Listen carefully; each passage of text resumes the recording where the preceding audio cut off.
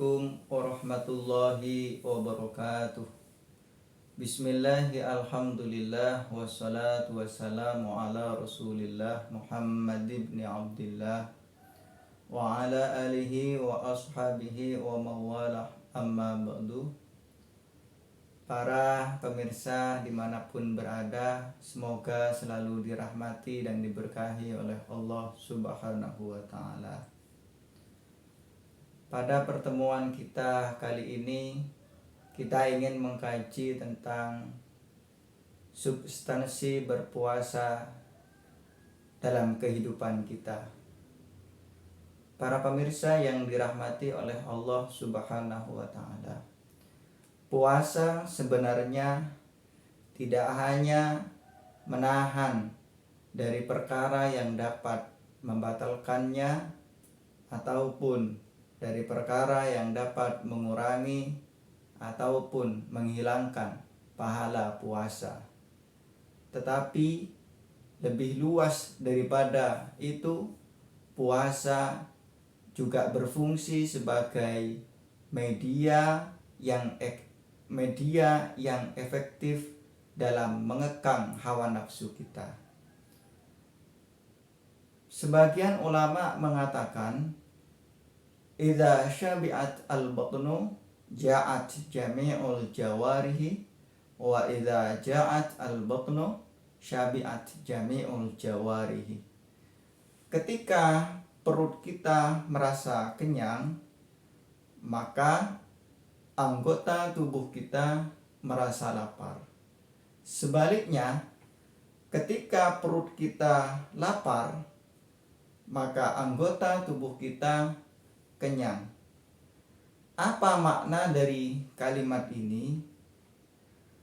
Laparnya anggota tubuh kita itu berarti anggota tubuh kita menuntut sesuatu, menginginkan sesuatu untuk dipenuhi. Lisan kita menuntut untuk banyak berbicara. Pandangan kita melalui mata kita selalu ingin melihat hal-hal yang ingin kita lihat.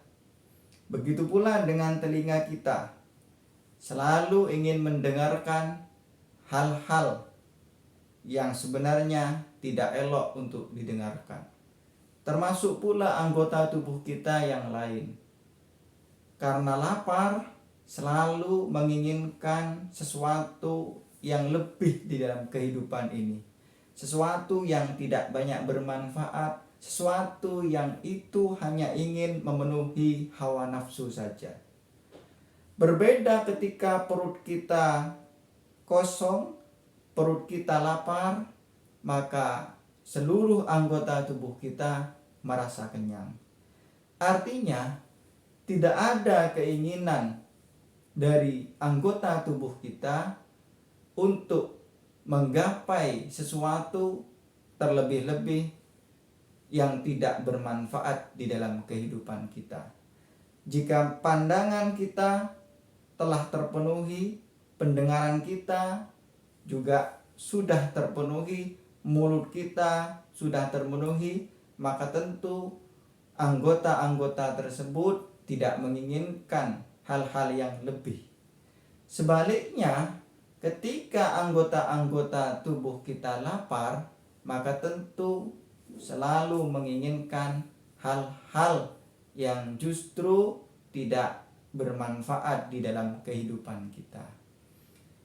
Para pemirsa dimanapun berada, puasa adalah media yang sangat efektif dalam rangka manajemen hawa nafsu kita. Selama kita berpuasa, kita dilarang untuk makan, dilarang untuk minum, bahkan dilarang melakukan perkara-perkara yang itu dapat mengurangi, membatalkan terhadap pahala puasa kita. Ketika perut kita ini merasa lapar, maka tentu anggota tubuh kita kenyang. Artinya, satu langkah sudah berhasil melakukan manajemen terhadap hawa nafsu. puasa yang menuntut kita untuk selalu lapar tidak hanya bisa kita lakukan di bulan Ramadan, justru bisa pula dilakukan pada bulan-bulan selain bulan Ramadan. Hawa nafsu yang tidak kita kekang selalu menuntut sesuatu yang itu kurang bermanfaat di dalam kehidupan kita.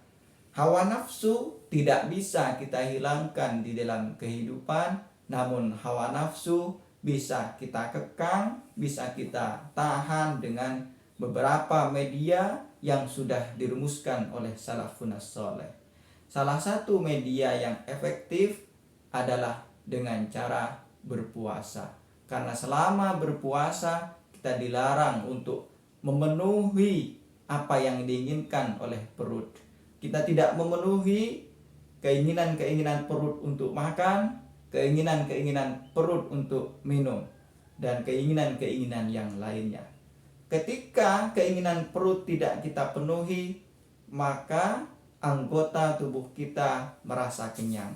Kenyang dalam arti tidak dipenuhi dengan makanan, tidak dipenuhi dengan duniawi, tetapi kenyang dalam arti tidak ada energi yang kuat untuk menggapai, memaksimalkan kekuatan dari fungsi tubuh yang kita miliki untuk mendapatkan yang kita inginkan. Meskipun keinginan itu berbanding terbalik dengan keinginan-keinginan syariah Islam.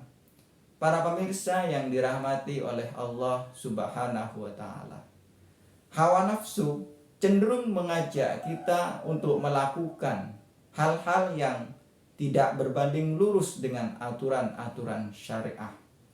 Maka kita yang mengetahui hal tersebut tentu perlu melakukan hal-hal yang dapat mengatur hawa nafsu yang ada pada diri kita.